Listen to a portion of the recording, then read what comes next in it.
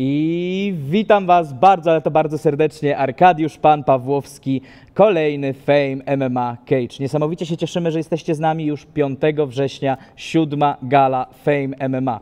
Dużo tych cyferek, dużo tych liczb. Dzisiaj maturzyści poznali wyniki swoich matur. Mamy nadzieję, że jeżeli podchodziliście do egzaminu dojrzałości, to poszło Wam dobrze, co najmniej na te magiczne 31%, żeby zawsze był ten dodatkowy procent. A tymczasem moim gościem niesamowita, wspaniała, przepiękna, jedyna i niepowtarzalna Marta Rentel. Cześć! Dziękuję, Arku, za to miłe przywitanie. Też bym Cię chciała określić mianem bardzo dobrego człowieka, ciepłego, przystojnego. O, dziękuję serdecznie, bardzo mi miło. Nie spodziewałem się od razu. Teraz, jeżeli zobaczycie krople potu roszące moje czoło, to już wiecie dlaczego. Robi się gorąco od samego początku. Zanim przejdziemy do naszej rozmowy, bo po konferencji wiele osób ma taki niedosyt, chce dowiedzieć się więcej o Marti Renti i myślę, że dzisiaj będzie na to okazja. Przypomnijmy o tym, co ważne dla nas wszystkich, dla fanów Fame MMA. Przede wszystkim jeżeli lubicie pobawić się w kwestie bukmacherskie, przypominamy o naszym nowym, oficjalnym bukmacherze Fame MMA, BetClick. Nowa jakość, jeśli chodzi o kwestie bukmacherskie. Nasz oficjalny partner pamięta o Was i dlatego jako naprawdę nieliczni 20 podwójnych zaproszeń, czyli 40 osób może się dostać na galę Fame MMA 7. Bilety oficjalnie nie wchodzą do sprzedaży, tych biletów nie będzie można kupić, można je wygrać tylko i wyłącznie w konkursie BetClicka. Żeby dowiedzieć się więcej, pobierzcie koniecznie aplikację BetClick ze strony betclick.pl, dostępna na Androida i iOS-a. To pozwoli Wam być na bieżąco, mieć szansę na zdobycie fajnych nagród, bo poza 40 wejściówkami na galę mamy też 50 różnych fejmowych gadżetów, więc nie możecie tego przegapić. Oczywiście przypominamy, że wszystkie możecie sprawdzać kursy na stronie BetClicka. Do tego zawsze oczywiście zachęcamy. Wasi ulubieńcy nie tylko w oktagonie, ale i na stronach Fejmu i na stronach naszych sponsorów. Przypomnijmy o naszych sponsorach. Oficjalny bookmacher Fame MMA BetClick, patron medialny Super Express, partnerzy oraz sponsorzy HotPay, Extreme Hobby, SFD, Stormcloud, Preorder.pl, Patriotic, GBS, Premium Cars oraz OKF, Aloe Vera. Oczywiście dziękujemy serdecznie wszystkim, zarówno Wam, którzy nas wspierają, oglądając nas i oglądając swoje ulubione walki, jak i naszym sponsorom i partnerom. I jeszcze z takich ważnych rzeczy, jak cały czas w tych klimatach maturalnych, ja tu mam ściągawek pełno. Przypominam oczywiście o książce Huberta Lotty, wychowanka poznańskiego Ankosu z rekordem 17-0 w amatorskim MMA. W 2019 roku zadebiutował jako zawodowiec, ale przede wszystkim napisał książkę, która będzie wspaniałym wzorcem, jeżeli chcecie się MMA nauczyć, dowiedzieć się od podstaw, jeżeli chcecie zostać prawdziwymi zabijakami, jak nasi ludzie w Fame MMA, to jest to naprawdę bardzo dobry materiał szkoleniowy. I jest jeszcze jedna bardzo ważna rzecz. Część dochodu ze sprzedaży zostanie przekazana na rzecz pana Marka Piotrowskiego, genialnego sportowca, legendy sportu walki, który zmaga się z problemami zdrowotnymi. Jest odpowiednia zbiórka w internecie. Fame MMA chce się do tego chce dołożyć swoją cegiełkę, więc część dochodów ze sprzedaży tej książki właśnie na ten cel pójdzie. Oczywiście pozdrawiamy serdecznie pana Marka Piotrowskiego, pozdrawiamy Was, no i myślę, że to jest ta chwila, to jest ten czas, bo już nam się gwiazda nudzi, nie możemy do tego dopuścić. Przede wszystkim bardzo miło powitać Cię tutaj, bardzo miło powitać Cię w Fame MMA. Właśnie zdałam sobie sprawę, jak duże jest to wydarzenie Twoim 15-minutowym wstępem, naprawdę, Tak. że naprawdę bardzo, no i chyba największe wydarzenie takie sportowe, medialne w Polsce. Jeżeli tak dużo osób, tak dużo marek, tak dużo potężnych Tak. osób i jakby firm się w to angażuje, to musi być coś wielkiego, prawda? Czujesz stresik, odrobinkę? Znaczy, nie myślę tak o tym, bo jak jestem na sali, jestem tylko ja, a teraz jak tak o tym wszystkim mówisz i zaczęłam sobie to wyobrażać, to faktycznie jest to ogromna rzecz. No nie przejmuj się. Wszystko przed Tobą, pamiętaj, że musisz być gotowa na ten stres, bo jak będziesz wychodzić do oktagonu, gdzie będzie na Ciebie czekać żądna krwi rywalka, no to musisz sobie umieć z tym poradzić. I właśnie w sumie od tego chciałem zacząć, bo walki kobiet w fejmie zawsze wiążą się z wielkimi emocjami z przeróżnych względów. Nie inaczej jest oczywiście tym razem. Jednocześnie na pierwszej konferencji przed Fame MMA 7 między Tobą i rywalką było bardzo spokojnie. Jedni mówią, że to stres, drudzy mówią, że to było celowe zachowanie z Twojej strony, trochę wyprowadzenie Marty z jej gry. Jak jest naprawdę?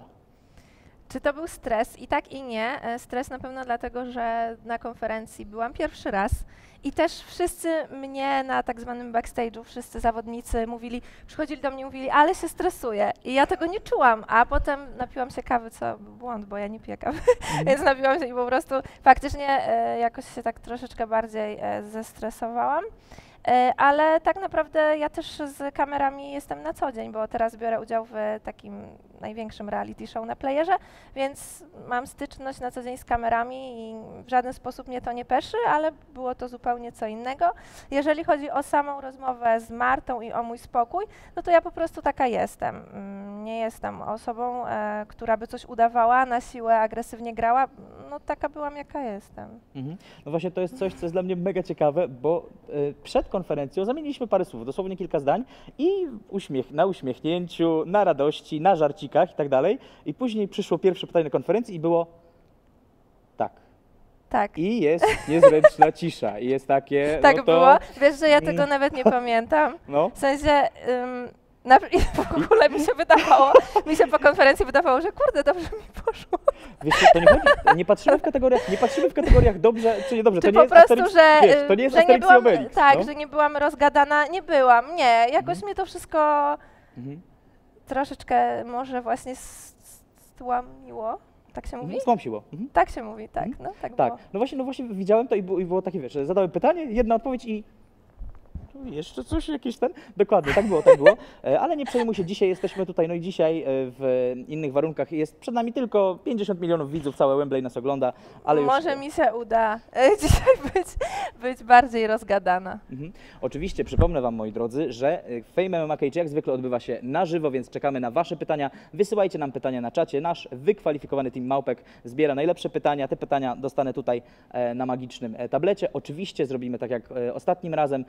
Przy okazji Popka były telefony do studia. Także dzisiaj macie okazję zadzwonić do studia i zadać pytanie Marty Renty. Marty już nie może się doczekać na te pytania. Bo obiecałeś, że bierzesz najgorsze na siebie. Najgorsze biorę na siebie, dokładnie, więc jak ktoś powie pokaż, no to wiadomo, kto będzie pokazywał. No. Dokładnie. Już scaliliśmy wszystko. Już wszystko ustalone od początku, ustalone i u Schwarzeneggera. Dobra, podjęłaś rękawicę z rywalką o wiele bardziej doświadczoną.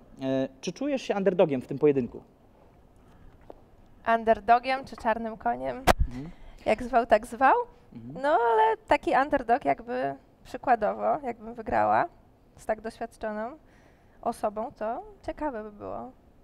No myślę, że tak, no tak samo historia zawsze pamięta Dawida wygrywającego z Goliatem. No może tutaj nie ma takiej wielkiej różnicy między wami, ale jeśli chodzi o doświadczenie, no jednak to ktoś może powiedzieć, no jaka tam weteranka, ale rzeczywiście Marta Linkiewicz, jeśli chodzi o kobiety, najwięcej walk w oktagonie Fame MMA, więc musi to budzić jakiś respekt z twojej strony, prawda?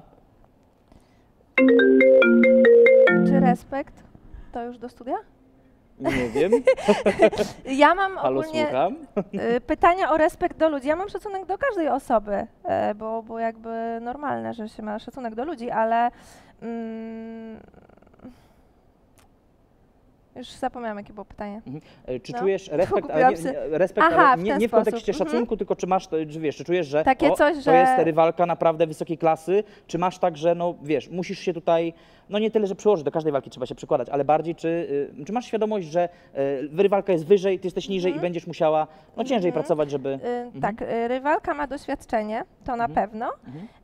I też jeżeli chodzi o to, no bo głównie spekulujemy na podstawie tego, co mówią ludzie i jakie są fakty. Fakty są takie, że widzimy Martę Linkiewicz, która już walki zrobiła, a mnie nie widzimy. Więc porównywanie nas przed walką, no moim zdaniem to trochę bez sensu, no bo nikt mnie nie widział, jak ja walczę. Rozumiem.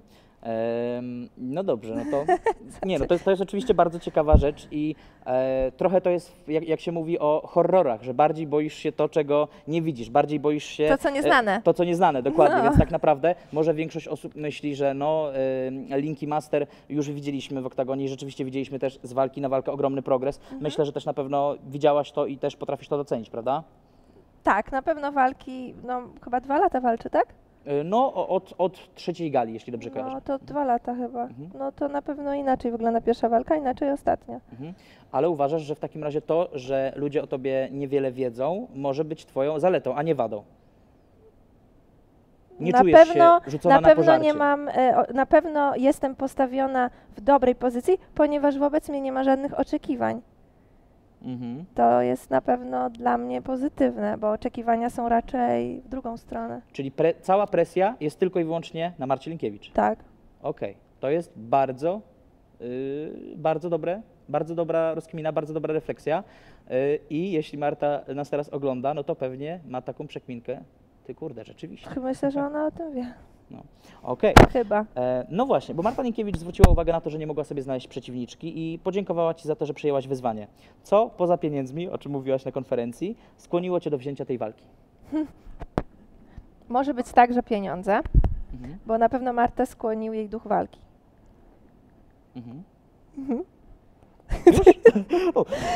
Marta, Co mnie skłoniło? Umówmy się, że nie może być takiej odpowiedzi jednozdaniowej. Nie, powiem Ci w taki sposób, to nie jest matura, już nie wracajmy do tych tematów maturalnych i tak dalej, ale tak wiesz, chociaż 3 zdaniami, tak rozwij się, wiesz, tak żeby było chociaż na 18 punktów na 20 na ustnym. Dobra, to w takim razie tak, jest to sport. Dla mnie walka to jest po prostu czysty sport. I ja nie jestem osobą, która nagle się zerwała do tego sportu i pomyślałam sobie, o super hajs, dobra, pochodzę trochę na te treningi, dostanę w pierdol, trudno, ups, można przeklinać? No, przepraszam. Jesteśmy po 20. W sensie, to jest bardzo zabawne, że powiedziałaś to po tym, jak już to zrobiłaś. Jest takie, no i wszystko. Bo chciałam przeprosić jak coś, w porządku, się rozpędziłam.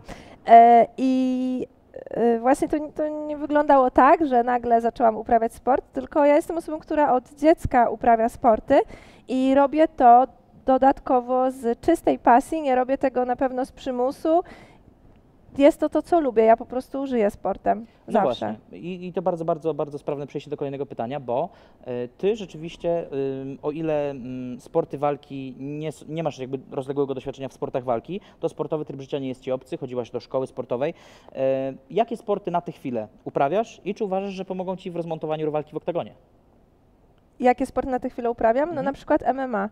O, no, kto by Słuchaj, pomyślał? teraz w tej chwili, ogólnie wcześniej trenowałam, no chodziłam bardzo dużo na siłownię przez 6 lat i to chodziłam sama z siebie 3-4 razy w tygodniu, ale na ten moment trenuję tylko i wyłącznie MMA, bo zajmuje mi to tyle czasu, tyle pochłania energii, że już inne sporty odchodzą jakby na inny czas.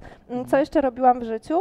Ze sportów, no to biegałam trochę w sztafetach i tak ogólnie nawet trenowałam biegi, ale potem miałam problemy z kolanem. Trenowałam też, tańczyłam, tak sobie po prostu dla siebie i kiedyś za dzieciaka trenowałam judo. No właśnie, chciałem o to zapytać, ponieważ to jest jedno pytanie od Was, bardzo czujne osoby z czatu. Pytają właśnie o to judo. Jakie masz doświadczenie w judo? Powiedz coś więcej na ten temat. Byłam mała, jak trenowałam. Mogłabym tu porównać nawet do jazdy na rowerze, aczkolwiek teraz na MMA to tak jakbym się przesiadła do samochodu bez prawa jazdy, więc jest to no, na pewno zupełnie co innego. Może mi pomóc motoryka, której się nauczyłam, dynamika, a co więcej, no to zobaczymy. Bardzo ciężko mi to określić, jest to jednak inny sport. Tutaj są ciosy. A czy uważasz, że judo jest dobrym punktem wyjścia do MMA? Bo wiele osób uważa, jest takie, często się mówi, że takim najlepszym punktem wyjścia do MMA są zapasy, bo wtedy jako zapaśnik, jako dobry zapaśnik, to Ty kontrolujesz, gdzie się toczy walka. Więc pytanie, jak znajdujesz właśnie judo? Czy to jest dobry punkt wyjścia do MMA? Czy lepiej na przykład właśnie przychodzić ze sportów uderzanych? Gdybym to wiedziała, gdybym więcej trenowała, to bym Ci na pewno odpowiedziała, ponieważ nie mam porównania i jestem jeszcze stosunkowo młoda w tych sportach, no to myślę, że warto zapytać kogoś, kto ma 60 lat na przykład. I już trenował całe życie te wszystkie sporty, bo na przykład mój trener trenował bardzo wiele sportów właśnie z tych kategorii, a tak to ja naprawdę nie będę się wypowiadać na rzeczy, o których nie mam pojęcia, bo jeszcze jestem za młoda w tym, za świeża, wiesz. Cały czas mam wrażenie, że nie mówisz mi wszystkiego i w sensie Ty zastanawiam masz wykrywacz kłamstw? Nie mam wykrywacza kłamstw, ale znam się na ludziach. Nie, wiesz co, mam takie poczucie, że jesteś o wiele skromniejsza niż to, co pokażesz w oktagonie, ale to chyba tylko i wyłącznie dobrze, więc czy to rzeczywiście skromność, czy to taktyka, tylko i wyłącznie gratulować. No właśnie, jeśli chodzi o Ciebie i Twoją przeciwniczkę, wiele osób uważa, że to jest pojedynek kontrastów. Ogień i woda. Agresywna Marta Linkiewicz, delikatna Marta Rentel. W oktagonie jednak no nie uciekniesz przed tym. Będziesz musiała pokazać ten pazur, jeśli chcesz zetronizować przeciwniczkę. Czy jesteś na to gotowa fizycznie i mentalnie?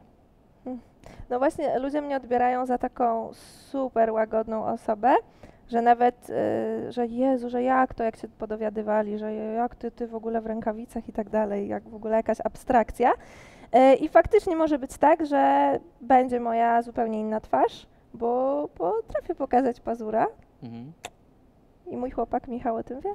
O, do Michała jeszcze dojdziemy. Jak mawia klasyk, do Gały jeszcze dojdziemy. A tymczasem zapytam Cię, bo mówiłaś o tym judo i to jest coś dla mnie mega ciekawego, bo judo, jak sama mówisz, no trenowałaś za mało lata, tam trochę No i tak naprawdę dalej. za mało, miałam 10 lat. I jeżeli ja Jak teraz długo będę trenowałaś Ci judo? mówiła, Mhm. troszkę, jeżeli będę Ci teraz mówiła o tym, to potem na przykład już zaczną się w stosunku do mojej osoby oczekiwania. Jak ja zacznę się rozpowiadać, co to nie ja, jakby ja nie chcę czegoś takiego, bo ja mam pokazać na walce umiejętności, ja nie mam wyjść i powiedzieć, ja umiem to i tamto, bo to nie o to chodzi w sporcie. W sporcie chodzi o to, że ty pokazujesz i nikogo nie interesuje, co ty mówisz na ten temat. Bardzo słuszna uwaga. Jednocześnie zwróć też uwagę na to, że oczywiście, biorąc pod uwagę, że no Martę ludzie już widzieli i widzieli też jej progres i tak dalej, wiele osób uważa ją za faworytkę tego pojedynku, to nie jest tak, że wobec Ciebie nie ma żadnych oczekiwań, bo Twoi fani, którzy na przykład, nie wiem, no wiesz, no, nie wszyscy muszą znać czy być fanami Marty Linkiewicz i oni mogą postawić się na piedestale i dla nich tylko i wyłącznie Marty Tak, Renty, może Marty tak Renty, być. hashtag musisz, nie? Może tak być, może tak być.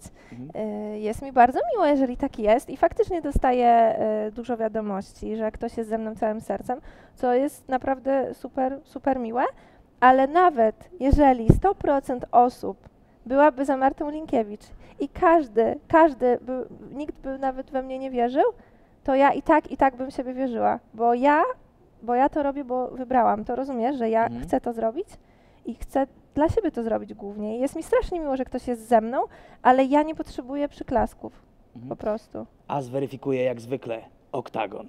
No, to jest takie klasyczne powiedzenie, zawsze jak człowiek już nie wie co powiedzieć, to mówi zweryfikuje oktagon. Już 5 września. Dokładnie. To jest jeszcze po prostu ten magiczny po prostu głos tego gościa z trailerów. 5 września, Marta Rentel. Ładnie. No, można, co? No ale jeszcze wróćmy na sekundkę do tego judo, już Cię nie będę później z tym judo męczył. Obiecujesz? No obiecuję. Jeśli chodzi o Twoje doświadczenie w judo, czy w ramach właśnie Twoich treningów MMA też do tego judo, stricte do tych rzeczy, których uczyłaś się na judo, powróciłaś? I jeśli tak, czy to jest jak jazda na rowerze, że szybko to do Ciebie wróciło, czy raczej masz takie, o kurczę, pamiętałam, to nie wiem, co tu mam robić? No tak jak mówiłam, jest to trochę co innego. Nawet jeżeli ja miałam w parterze kilka rzeczy, które są podobne, to jednak, żeby przejść do tego parteru, to raczej MMA. Nie jest to, nawet miałam coś takiego na treningach na początku, że gdzieś tam chwytałam za ubranie, bo po prostu Tak, zapominałam, przyzwyczajenia. że judoga. Więc naprawdę jest to zupełnie co innego. Ja wiem, że ty byś chciał po prostu ode mnie wyciągnąć informacje, ale ja ci ich nie mogę dać. Za to mi płacą, no co mogę powiedzieć, no. Dobra, przypominam oczywiście, moi drodzy, że jak zawsze jesteśmy na żywo, czekamy na Wasze wiadomości na czacie, wybieramy na Wasze najciekawsze pytania i te pytania padną, zostaną zadane Marcie Rentel, no i oczywiście czekamy także na telefony do studia. Jak taki telefon będzie, na pewno będzie okazja. Ty je czytasz? Słucham? Te pytania czytasz? Troszeczkę, a co? A, no nic, nie przeszkadzam. Spokojnie. Ja doskonale wiem, co mam robić. Te pytania są tu tylko i wyłącznie jako taki wyznacznik. I tak, z tych pytań zadaliśmy na razie ze 3. My sobie rozmawiamy. A, okej. Na Instagramie masz 2 profile. Jeden ogólny, drugi poświęcony Twojej działalności fitness. Jak udaje Ci się łączyć ten świat z działalnością influencerską, instagramową i tiktokową? Od niedawna właśnie mam ten drugi profil. Problem jest taki, że nie udaje mi się, szczególnie ostatnio, bo po pierwsze 2 miesiące wakacji całe poświęciłam dla reality show, w którym byłam, a po drugie teraz jest czas treningów, no i jest to bardzo ciężkie, więc chciałabym z tego miejsca przeprosić moich odbiorców, bo naprawdę ostatnio ich mocno zaniedbałam i mogę obiecać poprawę, że jak tylko 5 września nadejdzie, a po nim 6, I Oktagon zweryfikuje. a potem 7, to wtedy się ogarnę i będę stawiać coraz więcej materiałów, aczkolwiek teraz na tym drugim koncie Fitness Smarty ruszyłam z challenge'em sportowym, więc po prostu staram się robić jak najwięcej, tyle ile mogę, ale no to nie jest możliwe, tak jak mówisz, żeby to wszystko połączyć, bo jednak jest to i YouTube, i 2 konta, i TikTok, który u mnie jest bardzo dużą rzadkością. Tutaj ludzie mnie właśnie niektórzy kojarzą z tego, że jestem TikTokerką, ale tak naprawdę TikTok pojawił się na samym końcu. Tutaj chciałam od siebie tak sprostować. Nie przepadam za tym, jak ktoś tak mówi, ponieważ ten TikTok pojawił się na samym początku mojej całej ścieżki. Ja jestem w internecie już od Na samym końcu w 5, sensie. tak, przepraszam, na samym końcu, bo ja jestem już od jakichś 5 lat, gdzie na początku był Instagram, wstawiałam właśnie treningi domowe i też głównie opierałam swój content na sporcie. I ten TikTok pojawił się tak naprawdę jako dodatek, a no nie moja wina, że tyle jest tam odbiorców. ale jaka skromna. No nie moja wina, no przyszły mi nie 2 moja miliony wina. osób Słuchaj, i co ja mam teraz zrobić? Ja wstawiam Problemy chyba pierwszego świata. z raz w tygodniu TikToka, a na Instagramie, na Instastory, na jakby posty jestem cały czas, więc jak ktoś mówi, że jestem TikTokerką, to ja sobie myślę tak, no nie. Nie do końca. Ale to może to jest jakiś kierunek, może w takim razie powinnaś iść tam, gdzie największe tam zasięgi i tak dalej. Czy nie, ja się najlepiej chcesz czuję na jakby Instagram. po Nie, swojemu? najlepiej się czuję. No właśnie, Będę szła, gdzie się to najlepiej powiedz, czuję. na przyszłość może będzie to informacja też na przyszłość, bo ludzie też często nie wiedzą właśnie, jak najlepiej Cię zapowiadać. Czy jesteś bardziej influencerką, czy instagramerką, czy, no wiemy, że nie tiktokerką, tak? Ja jestem artystką. O, Ja Jak Van mogę Gogh. robić wszystko. no to dobrze, no a artysta zawsze idzie swoją drogą Tak. i bardzo Tak, często i ta pod droga prąd. się zmienia, dokładnie. Dokładnie, okej. Jestem nieokiełznaną artystką. Okej, i lecimy coraz dalej. Widzisz, minęło dosłownie 15 minut i już sympatycznie, już przyjemnie, już nie ma stresu, prawda? No nie ma. Mhm. Czyli widzisz, to jednak jest ta atmosfera konferencji. Jest ta Nie, wiesz atmosfera co, bo na oczekiwań, konferencji też jest tak, że nie ma właśnie płynności w rozmowie z tobą, Nie? Mhm. jako z prowadzącym, tylko cały czas jest zmiana na inną osobę. Mhm. I właśnie myślę, że te przeskoki i skupianie się na wielu tematach powoduje, że właśnie że ja taka byłam. Mhm. To prawda, a z drugiej strony człowiek chce poruszyć jak najwięcej tematów, chce też, A tak, żeby każdy, to żeby ja każdy wiem, ja jak mówię najwięcej... od siebie. Nie, tak, absolutnie. A ale to, też, co ale ty też... robisz, no to jest bardzo dobra robota, Arku. To nie o to chodzi. Ja tutaj nie chodzi o łowienie komplementów. Bardziej chodzi o to, że ja zawsze też mam w trakcie czy po konferencji takiego moralniaka, jeżeli wiem, że na przykład ktoś mega przejął konferencję, Aha. że tam się zaczęli rzucać i później zadałem komuś 2 pytania i on powiedział, no, tak było, Oktagon zweryfikuje. było, nie kłamie. I ja mam, dokładnie, ja mam takie... Dobra, to na drugiej konferencji więcej pytań mu zadam. No, właśnie, skoro jeszcze mowa o konferencji, jedną z niewielu rzeczy, które powiedziałaś, ale takich, które ze mną jakoś rezonowały, jest to, że liczysz na to, że Twoja walka z Martą będzie prezentowała wyższy poziom niż poprzednie walki kobiet. Tak, no to bym liczyła. I która z walk kobiet na Fame MMA podobała Ci się najbardziej, a która najmniej? I dlaczego? Nie podobała mi się żadna, a jeżeli bym miała powiedzieć, która osoba, dziewczyna zareprezentowała największy poziom, to była to Aniela. Okej. No tak, no mistrzyni kobiet to by się też Tak, na tę pokazała kilka rzeczy takich, że widać było, że jest to wyuczone na treningach po prostu. Nie czujesz, że mówiąc coś takiego, teraz się naraziłaś paru osobom, które mogą, że w tym momencie, nie wiem, ogląda Ewelona, Esmeralda i ma takie... No i co, odwiedzą mnie w domu? Ty, Podać Renty. adres?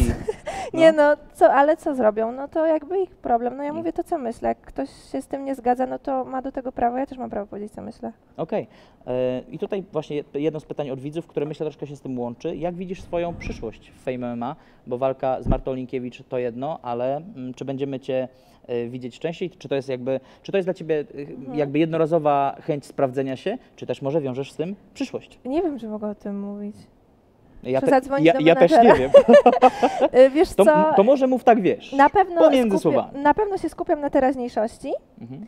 I wydaje mi się, że też to, w jaki sposób ja się będę, jak ja się pokażę, będzie miało na to wpływ. No bo wiesz, ja mogę sobie powiedzieć, że tak, oczywiście, teraz tylko MMA i w ogóle do zobaczenia, kochani, co Rzucam miesiąc TikToka, rzucam Instagrama. Tak, w ogóle co konferencję teraz będę, a potem wyjdę i się potknę o własne nogi, no to tak nie za bardzo, prawda? Mhm. Więc wolałabym się skupić na teraźniejszości i jeżeli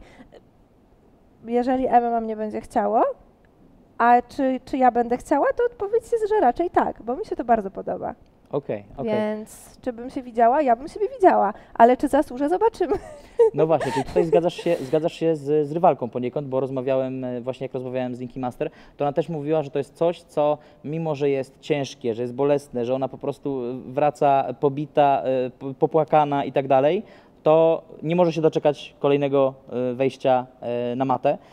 I myślę, że to jest też coś niesamowitego, właśnie ta adrenalina, która za tym idzie. I rozumiem, że ty też tego bakcyla łyknęłaś, ty też to czujesz. Trzeba to po prostu czuć i trzeba to mieć w sobie, bo nie każdy, myślę, by odnajdywał w tym taką pasję, euforię szczęścia, jak właśnie na przykład ja. No właśnie, bo to ciężka praca jest mimo wszystko, nie? Bardzo ciężko. Dzisiaj rozumiem, też był trening. Bardzo, tak. Miałam Zmęczona? 2 godziny i bardzo jestem zmęczona. Miałam 10 minut drzemki dzisiaj, ale bardzo się cieszyłam z tych 10 minut. Każda minuta drzemki to jest, Na wagę złota. no naprawdę. To jest takie właśnie na zasadzie takich bardzo krótkich regeneracji, nie? Tak, zobacz, ja jestem cała w siniakach, nie wiem, czy ty to widzisz. No właśnie. Widzę, Jestem widzę. trochę poubierana dzisiaj, ale generalnie, podrapana tu, tutaj, widzisz? Wszędzie. Ja cię kręcę. Ja nie wiem, kiedy to się dzieje, bo ja tego nie czuję. No Potem właśnie. po treningu wracam wieczorem i patrzę, że po prostu, wiesz, jestem Jest cała mocy z adrenalinem, obita. potem komar czy trener? Komar czy trener? No. Kolejne pytanie od naszych widzów. Gdy wygrasz z Martą Linkiewicz, czy będzie walka z Lil Masti? Czyli czy mierzysz najwyżej, na sam szczyt? Generalnie to walka z Lil Masti mnie interesuje tylko i wyłącznie z jednego względu.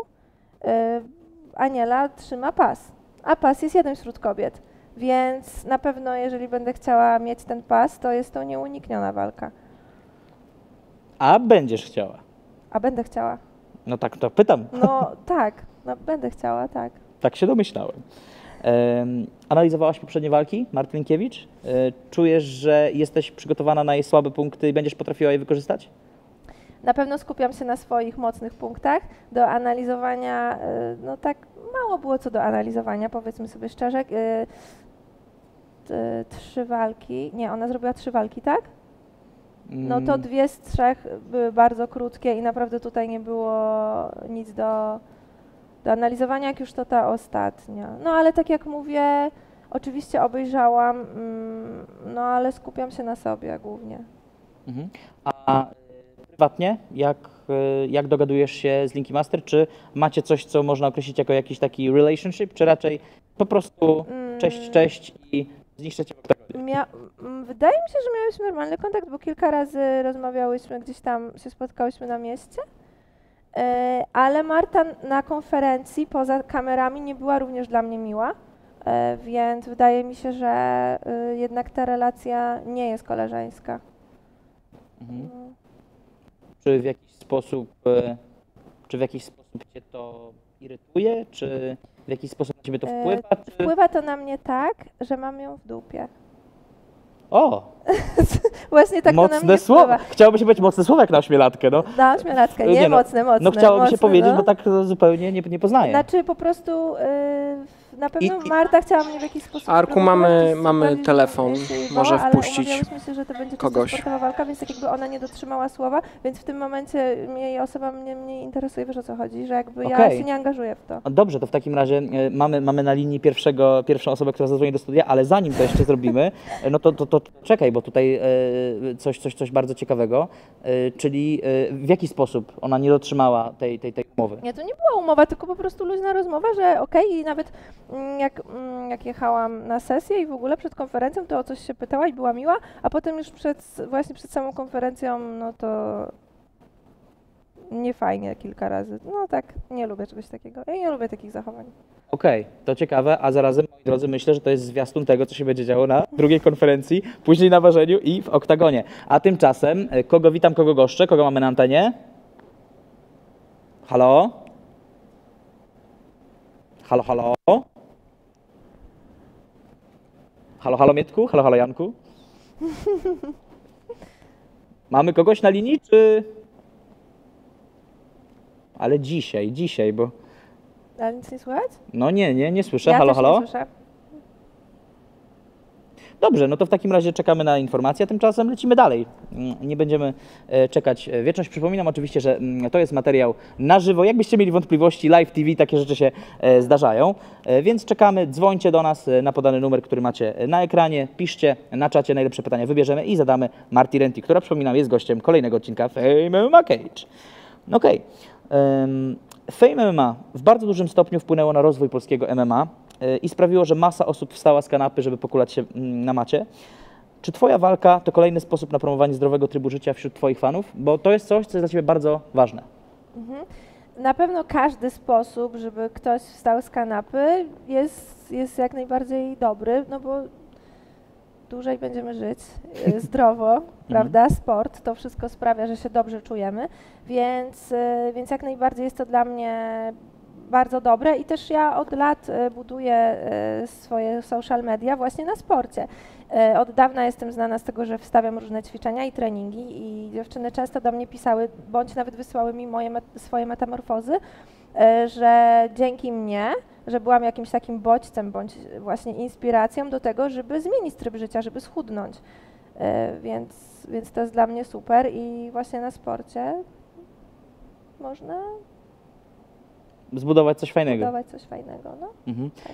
Czy w momencie, jak dostajesz takie właśnie wiadomości, jak ludzie piszą do ciebie, że jesteś inspiracją, że im tam pomogłaś i na przykład też chcą cię wspierać teraz w twojej wędrówce, no bo to też jest, kurczę, wydaje mi się, że ludzie bardzo często, szczególnie młodzi ludzie, myślą, że takie wejście do oktagonu, a zanim wejście do oktagonu ogólnie pójście trenować i tak dalej, to jest takie, wiesz, na zasadzie, że no, co zrobię, dostanę po prostu ogromne pieniądze, pójdę na fejmie się bić, zrobię fame. To jest ogromna praca. Wydaje, że nie myślą. Tak? Wydaje, że jeżeli tak myślą, to nie myślą. Czyli, że w ogóle nie przemyśleli tego, bo ludzie, którzy tak, bo są faktycznie takie osoby, które piszą dla hajsu wszystko. I jest to dla mnie ciekawa dość teoria, ponieważ nie każdego te pieniądze by zmotywowały. Jest bardzo wiele osób, zresztą wiecie, jak ciężko znaleźć kobietę, która by się podjęła walki, prawda? To nie jest takie proste. No tak, no jak wiemy, Marta Linkiewicz, miała gdyby problem, nie ty, miałaby problem ze Dlatego, znalezieniem że przeciwniczki. i pieniądze nie przekonują, więc to nie jest tak do końca, że dla pieniędzy wszystko. Tylko właśnie, no, to trzeba mieć do tego odwagę. I tak jak mówisz, może się komuś wydaje, że to jest tylko wejście, ale ja jak byłam na żywo na Fame MMA na Trójce, to są takie emocje pod samą klatką i ja sobie myślałam, Jezu, jak tam jest w środku, ja chcę tam być, ale nie chcę tam być. Że jakby, ja już miałam takie zapędy, że się zrywałam z fotela, jak widziałam to wszystko, ale z drugiej strony myślałam sobie, że chyba nie wiem, czy tak się stanie, że będę na tyle odważna i będę miała na tyle silną psychikę, żeby to zrobić. I teraz idę w to, ale ja nie wiem do końca, w co się pakuję, bo ja nie mam pojęcia, jak to jest. Ale wiem, co mi towarzyszyło, telefonach. jak to Wiesz, widziałam, bo ludzi mamy no 4 to SMS-y przerażenie. i nikt nie chce w ogóle zadać pytań. Okej, przypominam, moi drodzy, żebyście wysyłali SMS-y, macie podany na belce numer, jeżeli chcecie zadać pytanie Marty Renty, a przecież chcecie, Albo no na chcecie mnie się dowiedzieć. zagłosować. Czy co? Tak, albo Albo na mnie zagłosować, dokładnie. zagłosować. Tak, w tańcu z Numer gwiazdami. 1. Tak, para numer 7. Ale powiem ci, no nawet mówiłaś o tym, że taniec też jest twoją pasją, więc nawet mało pasowało. czasu poświęciłam, ale był I taki wydaje mi się, że dużo osób też może, to jest też trochę to, o czym mówiliśmy wcześniej, że wiele osób może mieć takie podejście, że tutaj mamy Martę Linkiewicz, pyskatą, bezczelną, już w oktagonie, obiła jedną, obiła drugą i tak dalej. I mamy rzeczywiście ciebie, która wizerunkowo jesteś zupełnie z innej bajki, bo rzeczywiście, no kurczę, nie wiem, w żadnym wypadku to nie macie obrazić czy coś, ale rozumiesz, jakby wizerunkowo jest ci bliżej do księżniczki Disneya niż do fajterki, która zostawi krew, pot i łzy w oktagonie, nie? I wydaje mi się, jakby, czy coś takiego, czyli to, że ludzie jakby w pewien sposób cię szufladkują, to ci przeszkadza? Że wiesz, myślą, no, blondyna z internetu, co ona tam może pokazać, Arku nie? mi totalnie nie przeszkadza nic, co ludzie piszą. Nie jest w stanie jakiś komentarz napisany w internecie mnie w żaden sposób, nie wiem, zasmucić, obrazić, urazić, ponieważ ja tej osoby nie znam, ani ta osoba nie zna mnie. Więc no jakby z całym szacunkiem, ale no no nie mam czegoś takiego, wiesz, że czytam komentarze i kurczę, przeżywam cały dzień, Boże, bo ktoś powiedział, że jestem głupią blondynką. No zdarza się, powiem coś głupiego, no i co z tego? Naturalne, niefarbowane. Naturalna, niefarbowana. Dobrze. W takim razie kolejne pytanko, bo mówiliśmy, już troszkę nadmieniliśmy, że poza Fame MMA, w ogóle tak zacząłem też temat na konferencji, poza Fame MMA jest Fame czy Shame. Co sądzisz o tym programie i jak się w ogóle odnajdujesz w tej formule? Czy uważasz, że takie rzeczy są spoko, czyli właśnie więcej takich formatów łączących youtuberów?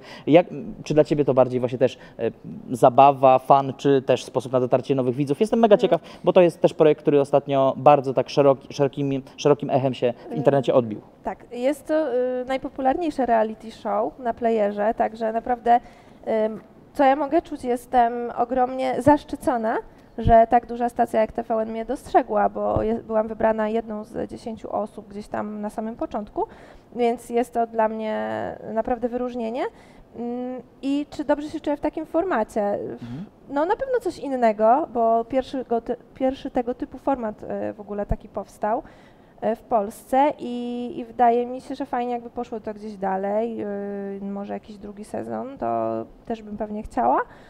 No i podobało mi się bardzo. Bardzo spoko projekt.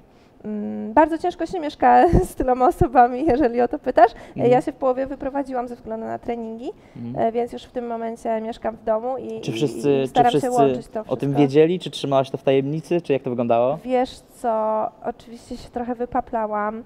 Najgorzej to w ogóle było na social mediach, bo w ogóle nie mogłam nic pokazywać, a już chodziłam na treningi. Najbliższym oczywiście gdzieś tam powiedziałam, ale no to tak jak mówię, no musiałam, no bo i ta wyprowadzka i to wszystko. No i co, pierwsza reakcja też znajomych była taka, że Jezu, ale jesteś pewna? A może a dasz radę? A w ogóle strach w oczach większy niż mój. Także na ludzi, no to jest taka mocna informacja dla ludzi. A czy to też troszkę nie jest tak, że w momencie, kiedy robisz cokolwiek takiego, co właśnie wychodzi poza jakieś ramy, czy wychodzi poza jakiś schemat, jest takie out of the box, czy to nie jest tak, że no tak samo, poszłaś do programu Fame czy Shame, Tak. też pewnie byli ludzie, którzy, Jezus Maria, kolejny jakiś tam program, co oni tam będą robić, co oni znowu próbują wykminić. Tak, nie? tylko właśnie ludzie, którzy tak piszą, oni to oglądają. Najczęściej. Oni oglądają, piszą, więc niech oglądają, spoko. To też jest bardzo... Mi się też podoba taka sytuacja, nie wiem, czy jesteś z tym zapoznana, tak zwany hate watching, czyli że ludzie wiedzą, że coś im się nie spodoba, a i tak to oglądają. Tak, To jest dla mnie absurdalne albo zjawisko. taki komentarz na 30 linijek, że co tu sobą reprezentujesz, tararararararara, szkoda mi na ciebie czasu i o 3 godziny poświęcone na napisanie komentarza. Dokładnie. Jeszcze cały dzień sprawdzenie, czy chociaż go zobaczyłam, odpisałam, czy cokolwiek. No tak jest, no niektórzy, no tak, ja akurat swoje życie mam, także nawet nie mam czasu na to, żeby takie rzeczy czytać i naprawdę kiedyś czytałam wszystko praktycznie, a teraz szczerze z ręką na sercu od pewnego czasu jest mi bardzo ciężko z czytaniem w ogóle jakichkolwiek komentarzy, więc jeżeli ktoś coś mówi negatywnego czy nawet pozytywnego nieraz i przykro mi z tego powodu, ale no nawet tego nie przeczytam. Nie no, kurczę, że rzeczywiście, no rozumiem to i wydaje mi się, że też takie... Ja mam taki stosunek, wiesz, bardzo Za chwilę jeszcze ludzi, przejdziemy no.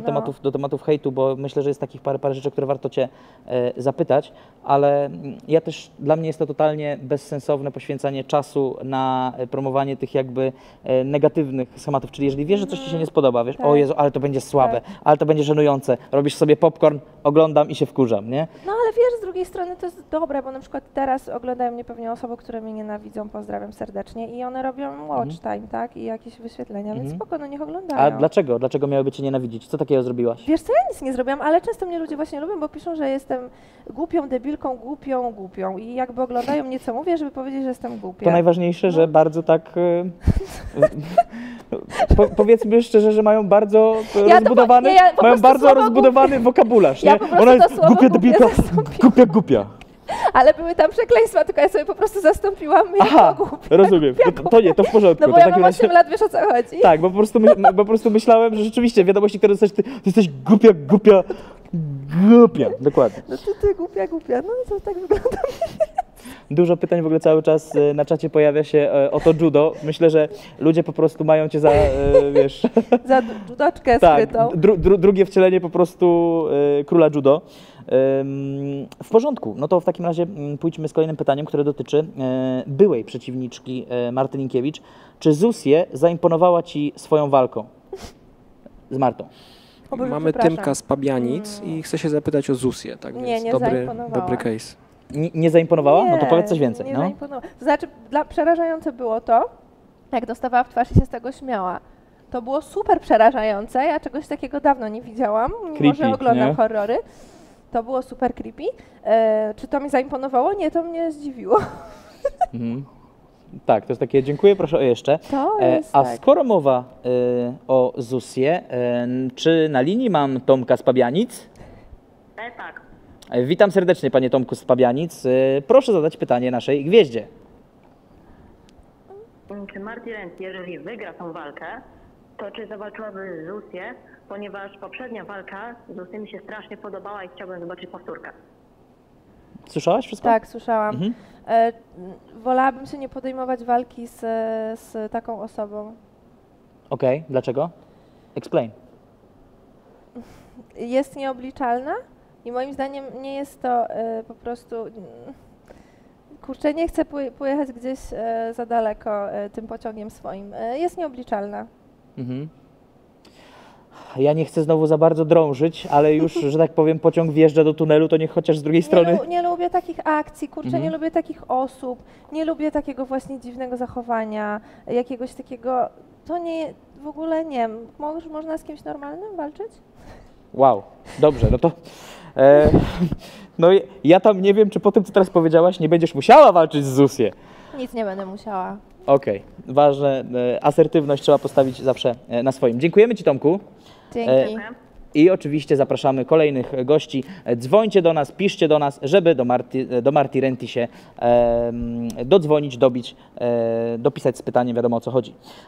Poruszyliśmy już temat Michała Gały, więc myślę, że teraz możemy się na tym skupić, bo to jest też coś, o czym ludzie chcą gadać. Ja zapomniałam powiedzieć, właśnie, No. bo tam było pytanie i ja zapomniałam o tym powiedzieć. I No. w ogóle Że co? znalazłam jakąś małą dziurkę na bluzce.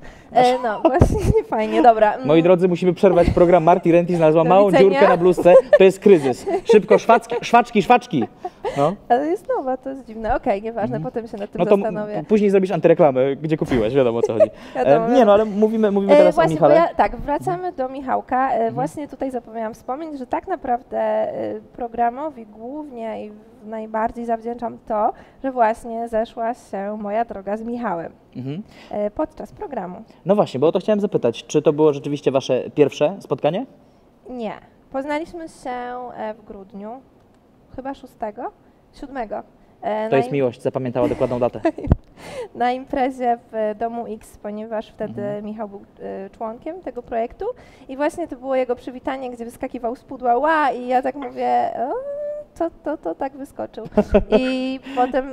I od razu pierwsze co powiedział, on jest nieobliczalny, z nim też nie będę się biła. Nie, bo jest dobra, jest ktoś nieobliczalny w pozytywny sposób, jest ktoś nieobliczalny w negatywny sposób.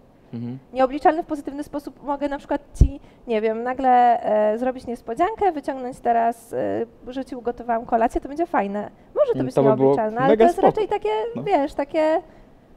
Albo nagle na ulicy, nie wiem, zacznę z tobą tańczyć i wtedy jestem trochę nieobliczalna, ale to jest raczej takie pozytywne, a są ludzie nieobliczalni, że nie wiesz, kiedy coś powiedzą i coś zrobią, no to nie jest spoko. Mhm. I tyle. Okej. Wracając do Michałka. Proszę Nie bardzo. zbaczaj mnie z moich torów, Proszę. Arku. To tak, no i przegadaliśmy calutką imprezę, serio. Calutką. I tak to właśnie powstało, no ale potem Michał mieszka bardzo daleko, więc wrócił do domu, była ta cała kwarantanna i to wszystko. Ja też siedziałam w domu i ten kontakt właśnie już nie był taki dobry. No i potem faktycznie w tym projekcie jakby to wszystko wróciło, plus mieliśmy okazję zobaczyć, poznać się lepiej, zobaczyć jak się razem mieszka, no i tak to wszystko wyszło niezaplanowanie. Dużo osób właśnie mówiło, że to jest na potrzeby programu. Mhm. No nie jest tak. W ogóle w tym programie wszystko, co się działo, to naprawdę się tak działo. Mimo, że niektóre rzeczy wyglądały na wow, to jest może przesada, ale tak było. Mhm. I to byliśmy po prostu my i tak. Za chwilę... I. Spokojnie, za chwilę jeszcze do tematu wrócimy, a tymczasem na linii mamy kolejną osobę z Pabianic. Jasper, czy to ty? Dzień dobry, Dawid Jasper z tej strony. Witam serdecznie. Mam takie pytanie do Marty Renty. Jakie jest twoje podejście do kobiet w MMA i jaką przeciwniczkę chciałabyś na następną walkę? Pierwszego nie słyszałam. Jakie jest twoje podejście do kobiet w Fame MMA? O Jezu, ale w jakim sensie? No właśnie, Jasper, w jakim sensie? Do Explain. kobiet, które walczą, czy ogólnie do kobiet? Co sądzi o kobietach w MMA, o walkach, o tym, co się dzieje na konferencjach? A, czyli tak ogólnie, czyli jakby o zjawisku walk kobiet w Fame MMA. Aha, no bardzo, Tak, bo to jest- bo to- uważam, że bardzo potrzebne. Bo co, no, mężczyźni się biją. Uważam oczywiście tutaj, że mają zdecydowanie lepszy poziom i tutaj nieraz jest więcej do pokazania, ale kobiety są inne zupełnie, są ciekawe, są nawet bardziej agresywne, bym powiedziała. I uważam, że takie walki są bardzo potrzebne, bo też większą publicznością, już mamy drugi telefon od mężczyzny, czyli śmiem stwierdzić, że większą publicznością jest raczej płeć męska. Więc myślę, że takie walki kobiet się oglądają też ze względu na to, tak? Mężczyzna lubi sobie też popatrzeć na dziewczyny, które się tam gdzieś na macie walają jak w kisiu, więc... Jasper, lubisz sobie poglądać dziewczyny? Rozłączył się. Naprawdę? Nie wiem, tak czy nie? Ale jeszcze raz? Jasper, nie, dobra, już Lubisz- nie będę tego powtarzał. Jasper, dziękujemy ci serdecznie. Czy masz jeszcze jakieś pytanie Jeszcze do Marti? tak, było pytanie Nie, drugie. dziękuję. Pozdrawiam. Wesołych świąt. Pozdrawiam i wesołych świąt, świąt. mimo że to za 3 miesiące. Coraz bliżej. Tak, coraz Jeszcze bliżej było święta. drugie pytanie, które usłyszałam. Tak, odnośnie z kim tego, chciałabyś, z kim kto chciałabym byłby taką twoją walczyć. wymarzoną przeciwniczką? Fame. No, ja tutaj czekam na Dane, Na Dane. tak. Moi drodzy, po raz pierwszy usłyszeliście to u nas i tego się trzymamy. Dobrze, chciałbym jeszcze na chwileczkę wrócić do tematu Michała, bo rzeczywiście mówisz o tym, że no niektórzy myślą, że to jest tylko taka akcja, żeby wypromować program, że to ustawione i tak dalej, i tak dalej. No myślę, że mogę powiedzieć, Michał tutaj z nami jest, to nie jest jakiś wielki sekret. Jest tutaj z nami Michał. Tak, jest i Cię wspiera. No i właśnie chciałem zapytać, czy w momencie, kiedy dostałaś te propozycje, czy Michał też rzeczywiście był dla Ciebie takim wsparciem, czy raczej, bo wiesz o co chodzi. Zasadniczo są dwie drogi. Jedna i druga, mówimy tu o osobach, które Cię kochają, mówimy tutaj wiesz, o rodzicach, mówimy tutaj właśnie o partnerze i tak dalej, i tak dalej. Zakładamy, że taka osoba zawsze chce dla Ciebie dobrze i czasami tym chceniem dobrze jest, ej, kochanie, Ty tak ładnie wyglądasz, może nie trać tego, bo tam Cię pokiereszują w tym oktagonie i tak dalej. Czy był moment, kiedy po prostu Michał Ci to na przykład odradzał? Pamiętaj, on tutaj jest, ale nas nie widzi, nie słyszy, więc możemy powiedzieć wszystko. Pierwsze, co zrobił Michał, to puścił mi walki kobiet MMA, które mu się najbardziej podobały. Okazało się, że od jakiegoś, no od dziecka się w sumie interesuje i zna się na takich rzeczach, bo ja na przykład nigdy wcześniej nie oglądałam takich walk i od razu wiedział, że ja chcę, więc mnie w tym mega wspierał. Gdyby była taka sytuacja, że ja chcę, a on by mi mówił, że o, może szkoda, może coś, no to okazałoby się, że ja mam większe jaja niż on, co nie byłoby fajne. Okej, w takim razie Michale, no tutaj stanąłeś na wysokości zadania i myślę, że wszyscy fani Fame MMA są Ci za to wdzięczni. To tak jeszcze mimochodem, Michał na Fame MMA, warto, żeby tam się pokazał, kogoś tam zbił? Myślisz, że Michał dałby radę? No ja oczywiście jestem za i bardzo bym się cieszyła, byśmy sobie razem trenowali i w ogóle fajnie. I też rozumiem, żebyś go w tym w pełni wspierała. No oczywiście, że tak, byłoby to super. No ja jestem zachwycona, więc nawet każdemu polecam, tak po prostu, żeby chodził na sport i na MMA. Jest to bardzo fajne i takie Tak, żeby dostał łomot, taka lekcja pokory ogólnie od jest, życia, jest wiadomo. to życiowe, nie w taki sposób, że gdzieś, nie wiem, słabe są takie osoby, które po alkoholu odpalają się, bo poznały kilka chwytów, to jest słabe, ale dobrze jest dla samego siebie nauczyć się dla samoobrony i też sport uczy takiej dyscypliny i no super jest, polecam każdemu. Okej, a tymczasem mamy kolejnego gościa. Kogo witam, kogo goszczę? Halo, halo. Halo? Witam. Witam, cześć Arkadiusz. Cześć. Czy to Matix z Kołobrzegu? Tak jest, dokładnie. Wysyłałem Ci kiedyś donaty, mordo. O, dziękuję bardzo, donaty zawsze spoko, żyć nie umierać. Dobrze, Matix, ty wysyłałeś donaty, ty masz 3 pytania, ja cię szanuję. Wiesz to jedno pytanko dam, jedno pytanko i pozdrowienia. Dobrze, super. Pytanie, proszę bardzo. Słuchaj, mam takie pytanie, czy uważa o Marcie Linkiewicz, że jej postać jest autentyczna, czy jest kreowana specjalnie pod publikę? O, to jest bardzo ciekawe pytanie. Co ja sądzę? To Tak, jest czy pytanie. uważasz, że to jest kreacja, Bardzo czy że to ciekawe jest, pytanie. czy że to jest 100% Linki Master w Linki Master? Gdybym bardzo jeszcze analizowała jej życie, to mogłabym pewnie jakoś tak bardziej szczegółowo odpowiedzieć, ale jakby Marta jest znana z tego, z czego jest znana i wydaje mi się, że też głównie jej odbiorcy właśnie w taki sposób ją przyjęli i oglądają ją dla pewnych zachowań. I gdyby Marta teraz nagle była taka jak ja, to nie wiem, czy by ją ktoś oglądał. Okej, ale że tak I powiem. czy to jest wykreowane? Wydaje mi się, że może mogą być jakieś zachowania popodciągane na siłę, bo tak się czasami robi, ale no kurczę, co ja o tym wiem? Ja naprawdę dziewczyny za bardzo nie znam, a z tego co widzę, to no czasami chyba przesada. Okej, ale w którą ze stron? W sensie mówisz teraz już o tej Marcie po tej metamorfozie, czy o Marcie przed Marcie metamorfozą? po metamorfozie, dobra. Okej, w Zmieniło takim się razie tyle. poddajesz wątpliwość Nie, metamorfozę, tak? metamorfoza jest wizualna. Mhm. A jeżeli chodzi o jakieś zachowania, no to skąd my to mamy wiedzieć? Po Instastory? Że kiedyś były imprezowe, a teraz go, nie wiem, nie ma, bo jest, nie wiem, na sali? No to, no ja nie siedzę jej w domu, ja nie wiem. Okej. Nie obraź się, ale ja właśnie widzę tutaj parę takich, wiesz, subtelnych szpileczek, takich właśnie bardzo kobiecych, takich pasywno-agresywnych. No, nie mówię, Ja że lubię tak. szpileczki wbijać. Tak, ale wiesz, Ja to jest lubię takie, takie delikatne. nie mówię, że tak, nie mówię, że nie. Nie było cię tam, mnie też tam nie było, wiesz. To bardzo to jest takie foch, Nie foch. widziałam. Okej, Matix, Znaczy wiesz, no co ja mam, no tak, no ja po prostu nie wiem, nie znam dziewczyny. super. Matix, dziękujemy ci serdecznie za super pytanie. Chciałeś jeszcze kogoś pozdrowić? Oczywiście, tak. Wszystkie dobre mordy z koło brzegu i zapraszam na mój kanał TRB Label. Pozdrawiamy wszystkie dobre mordy z koło brzegu. Pozdrawiamy. Najlepiej zrobiona reklama, najlepiej wydany pieniądz w życiu. Okej. Dokładnie. No, trzymaj się, cześć, pozdro. Okej, w takim razie lecimy z kolejnym pytaniem. Co lubisz robić w wolnym czasie? Czy w ogóle tak zapracowana osoba zna takie zjawisko jak czas wolny? Ostatnio niestety tego wolnego czasu w ogóle nie mam. I co najbardziej lubię robić, to po prostu spać. Jak mam kilka minut, to drzemka w ciągu dnia, naprawdę. To jest dobra rzecz. Bardzo lubię. No i w sumie to tyle, bo naprawdę tylko śpię Jak i taki, wstaję i cały dzień i potem znowu. No. jak taki misiek, nie? Że po prostu jak nie, coś tam popracuje, a później sen zimowy i tak dalej. Ale wiesz, że... Taki regeneracyjny bym to nazwała. Ja po prostu jestem tak zmęczona, że ja zasypiam w sekundę wszędzie. No.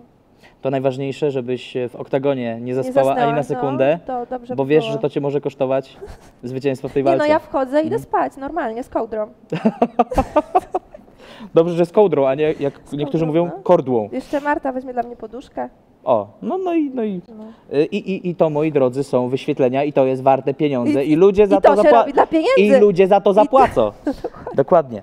Teraz chciałbym troszeczkę zmienić klimat, bo tak bardzo się cieszę w ogóle, że się mega otworzyłaś. Myślę, że też to widzisz. Na podstawie tych pierwszych takich dosyć lakonicznych odpowiedzi, jednym zdaniem i tak dalej, teraz już widzisz, jak to wygląda. Czujesz to, czy... No, pociągnąłeś mnie za język, możesz sobie pogratulować. Powtórz jeszcze raz. Możesz pogratulować sobie, bo mnie za język ciągniesz dobrze. A, co mogę powiedzieć? Nie robię tego od Pierwszy dziś. raz, no. Dokładnie. Ale chciałem, dowiedziałem się, że właśnie w tym momencie, dobra, za chwilę przejdziemy do poważnych tematów, ale O mamy Jezu. jeszcze kogoś na linii. Kogo mamy na linii? Halo, halo? Halo? Halo, halo? Tak, witam serdecznie. Kogo mamy na linii? Witam. Sebastian z Olsztyna. Sebastian z Olsztyna. Witam cię serdecznie, Sebastianie. Cześć. Ja z pytaniem do Marti. Z takim pytaniem, czy myślisz, że któraś z jej koleżanek z projektu Fame czy Shame poradziłaby sobie w oktagonie i jeśli tak, to z kim? O proszę, to jest bardzo ciekawe pytanie. Kto z ekipy Fame czy Słyszałam, Shame? tak, proszę, myślę. Wiemy, że Michał na pewno. A to jest o wszystkich, nie tylko o dziewczyny, tak? Pytasz tylko o dziewczyny, czy o wszystkich uczestników? Tak, do koleżanki. O koleżanki. Okej. No to z koleżanek bardzo taką psychikę do tego i sportowego ducha ma Kinga Kostrzewa, pseudonim Anielskie Skrzydło. Zawsze potrafi zaskoczyć. Ona to dopiero wygląda jak aniołek. To ja przy niej to już tutaj agresję budzę. Ona jest naprawdę tak łagodna, a przy niejednym zadaniu pokazała, że do końca i to za wszelką cenę. A twoja dobra psia-psi I am Vero? Nadawałaby się, czy To do Weroniki. nadawałaby się, czy to raczej nie jej świat?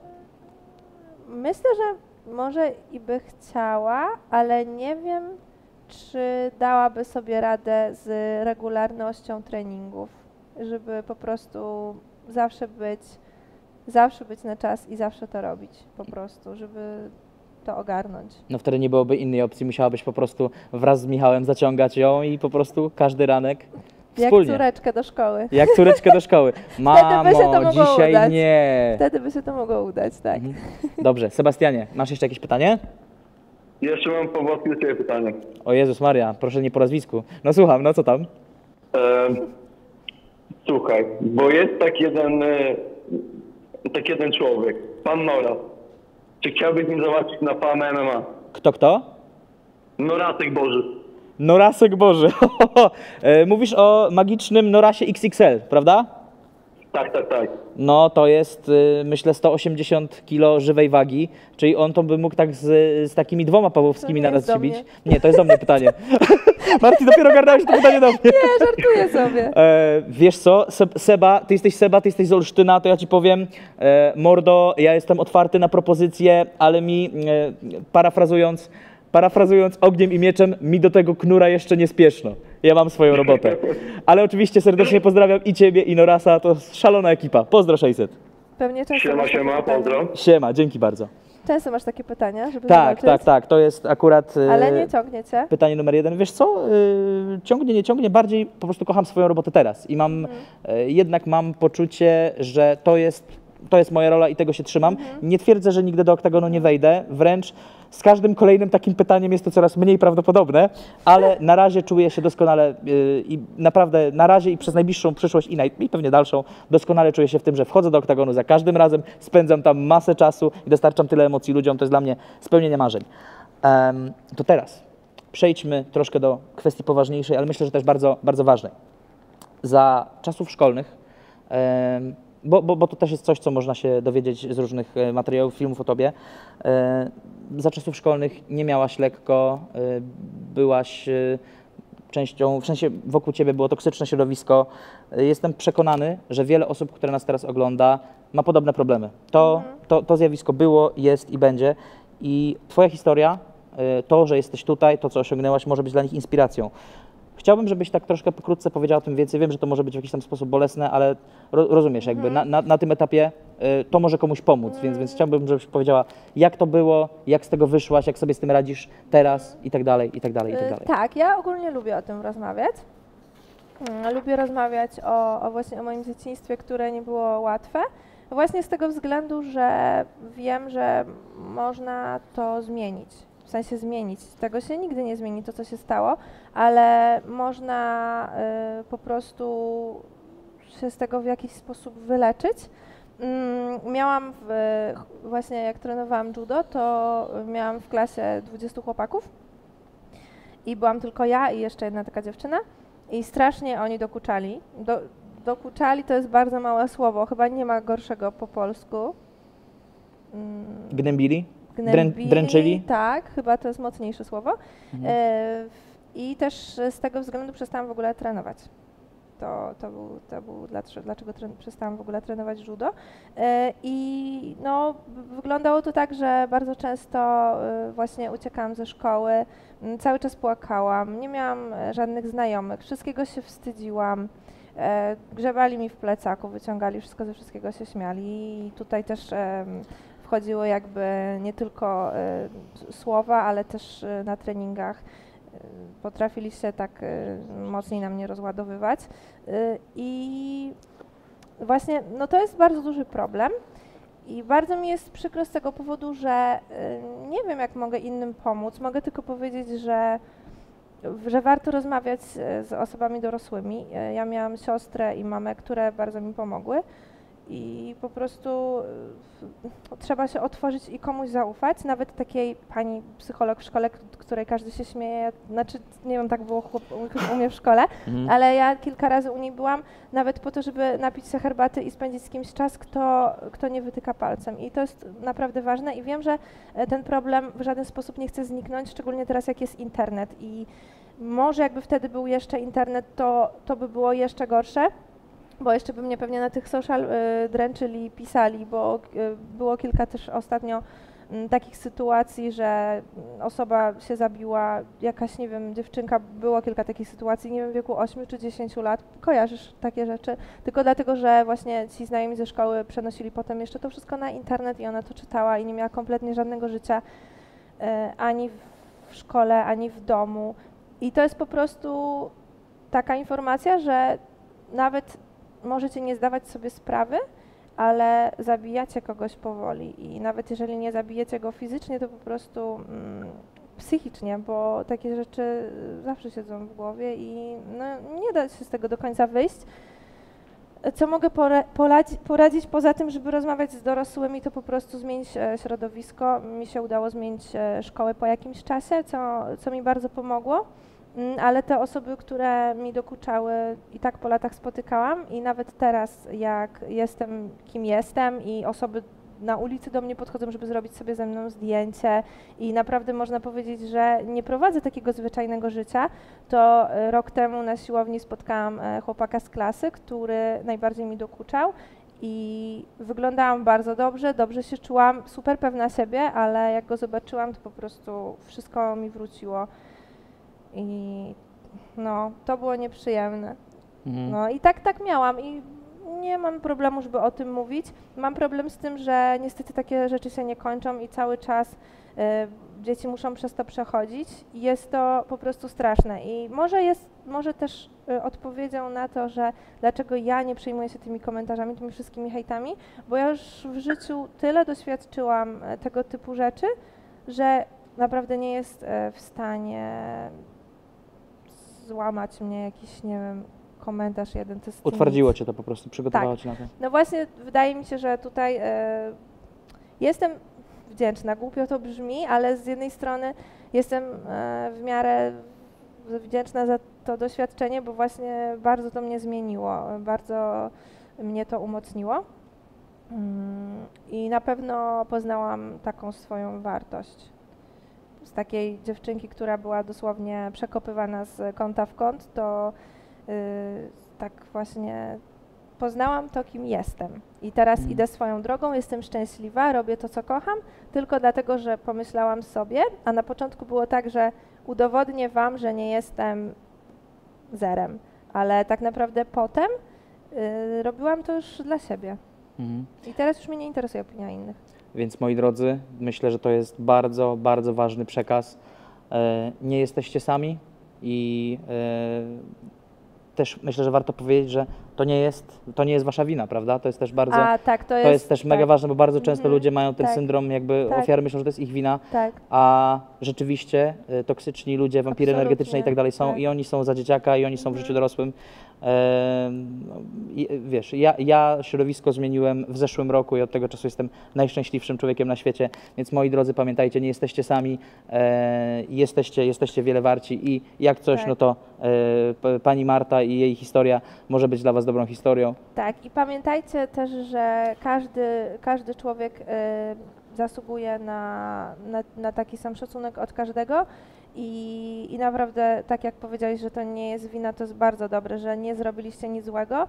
Mi zaczęli dokuczać przez to, że miałam krótkie włosy na chłopaka, czyli to dla mnie to wtedy było, że jestem gorsza, jestem inna, jestem brzydka, a tak naprawdę byłam normalna, po prostu miałam krótkie włosy, jakby to jest dla mnie, z tej perspektywy, z wieku, który mam, dla mnie to jest po prostu głupota, ale dzieci, no to są dzieci tylko i dzieci mają zupełnie inne myślenie, dlatego Nie tak mają ważne jest rozmawiać. nie mają szerokiej perspektywy, Tak. a też bardzo często Tak. nie mają litości, bo w danym momencie bycie popularnym i tak dalej. Dlatego Więc tak ważne to jest jest- rozmawianie z osobami dorosłymi, które zupełnie inaczej widzą sytuację i no muszą pomóc, bo po prostu wiedzą, znają, przeżyły to już.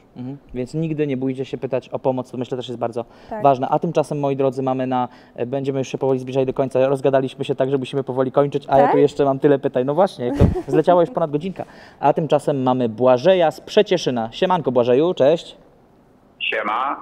Cześć, dzień dobry, co tam, jak tam u Ciebie? A, bardzo dobrze, dziękuję za uwagę, tam się rozmawiam. No to super, super. No to proszę, Twoje pytanie do Marty. Czy nie boisz się, że przez walki w fejmie twój wizerunek influencerki zmieni się dla twoich odbiorców i w sumie nie tylko dla nich? Czy nie boisz się, że przez walkę na fejmie zmieni się Twój wizerunek dla Twoich fanów? Zmieni się Twój wizerunek influencerki? Myślałam o tym i mam nadzieję, że się nie zmieni, ponieważ ja jestem cały czas taka sama. Tutaj moi odbiorcy mogą u mnie zauważyć nowe cechy, takie jak zawziętość, trenowanie, jak po prostu jak ten cały duch sportu, który we mnie siedzi i na pewno nie miałam jeszcze okazji, żeby go pokazać, a teraz będę mogła. I wydaje mi się, że nie robię nic złego wizerunkowo, co mogłoby dawać zły przykład i to, w jaki sposób ja się prezentuję, wpływa na moich odbiorców, a ja nie mam zamiaru zaprezentować tutaj w żaden sposób żadnych negatywnych rzeczy. Okej, Błażeju, no myślę, że naprawdę obfita odpowiedź. Dziękuję za odpowiedź. Liczył na jedno zdanie pewnie. Tak jak ty. Dałem Janka na pokój. Chciałem pozdrowić Jana jeszcze. Dobrze, no to my także pozdrawiamy Jana Pozdrawiamy. i pozdrawiamy Ciebie, Błażeju, i cały Przecieszyn. Dziękujemy. Do widzenia. No, trzymaj się, cześć. I zasadniczo, droga Marto, drodzy widzowie, to jest koniec. Mamy dla Was jeszcze jedną bombę na koniec, więc zostańcie z nami, bo to jest coś naprawdę mega ważnego. Ja tylko chciałbym przypomnieć, bo o tym warto przypominać, że mamy oczywiście nowego oficjalnego bookmachera Fame MMA, to jest firma BetClick i BetClick przygotował dla Was coś mega specjalnego. Jest konkurs, w którym można wygrać 40 biletów na galę Fame MMA 7. Tych biletów nie można w żaden sposób kupić, więc jeżeli chcecie się poocierać z VIP-ami i tak dalej, oczywiście z zachowaniem zasad bezpieczeństwa na Fame MMA 7, to jest jedyna okazja, żeby to zrobić. Warunkiem wzięcia udziału w konkursie i wygrania biletu na najbliższą galę, a także wzięcia udziału w konkursie i wygrania 50 innych gadżetów fejmowych jest założenie konta w BetClick. Z aplikacją zrobicie to w mniej niż 30 sekund. Pobierzcie aplikację, załóżcie konto z kodem FAME550 i czekajcie na swoją szansę. Postępujcie zgodnie z informacjami zapisanymi na stronie. Przypominamy oczywiście, naszym oficjalnym bookmacherem Fame MMA jest BetClick, patronem medialnym Super Express, partnerami oraz sponsorami HotPay, Extreme Hobby, SFD, Stormcloud, Preorder.pl, Patriotic, GBS, Premium Cars oraz OKF Aloe Vera. I przypominam jeszcze o jednej bardzo ważnej rzeczy. Tutaj magicznie pojawiła się książka Huberta Lotty, Pierwsze kroki MMA, sporty walki dla każdego. Polecamy serdecznie, żeby tę książkę kupić, tym bardziej, że kupując tę książkę nie tylko możecie się nauczyć od podstaw, od naprawdę uznanego, młodego, ale już uznanego zawodnika, a także no, polecają to najlepsi trenerzy, Karol Matuszczak, Marek Drażdżyński, Andrzej Kościelski. Naprawdę jest to wartościowy materiał szkoleniowy, a dodatkowo wspieracie Marka Piotrowskiego, legendę sportu walki, która niestety ostatnio podupadła na zdrowiu. My także włączamy się w zbiórkę i część dochodów ze sprzedaży tej oto książki właśnie na cele pana Marka idą. Nie zapominajmy o tym, pomagajmy, to jest bardzo ważne. Myślę, że szczególnie po tym przekazie dzisiejszym twoim, Marti, warto o tym pamiętać. Też zakupię. A tymczasem, no i Może kurczę, mi pomoże. no oczywiście, że tak, oczywiście, że tak. Pomagajmy każdego dnia, to jest bardzo ważne. A tymczasem dwie ostatnie rzeczy. Jedna jest taka, klasycznie, tak zawsze kończymy Cage'e, patrzysz w tę kamerę, to nie jest kamera, to jest Marta Linkiewicz. Co masz jej do powiedzenia na tę chwilę? Zobaczycie się jeszcze na konferencji, zobaczycie się na ważeniu i oczywiście Oktagon zweryfikuje. Ale zanim to nastąpi, to jest Marta Linkiewicz. Co jej powie Marti Renti? Teraz. Dobrze. Marta, życzę Ci szczęścia, powodzenia na walce, spokoju ducha, nie tylko na walce, ale w życiu prywatnym, żebyś była szczęśliwa, żebyś odnalazła swoją drogę, którą chcesz iść. I tyle. Dziękuję. cudownie, pasywno-agresywne, ze szpileczką, tak jak nas Marty Renty przyzwyczaiła. A teraz, jakby tego było mało, mamy dla Was kolejną bombę. Już w najbliższy czwartek o godzinie 20 to studio zapłonie. Dlaczego? Bo kolejnymi gośćmi face to face będą Don Casio oraz Łukasz Lupa. Moi drodzy, 20 czwartek, Lupa, Casio, będzie się działo, ja tam będę, wy tam będziecie. Fame MMA 7, 5 września. Zapiszcie to w kapowniku, ogarniajcie pay-per-view, bierzcie udział w konkursie BetClicka, żyjcie pełnią życia. Marty Renty, pan Pawłowski, wszystkiego co najlepsze. Dziękuję bardzo.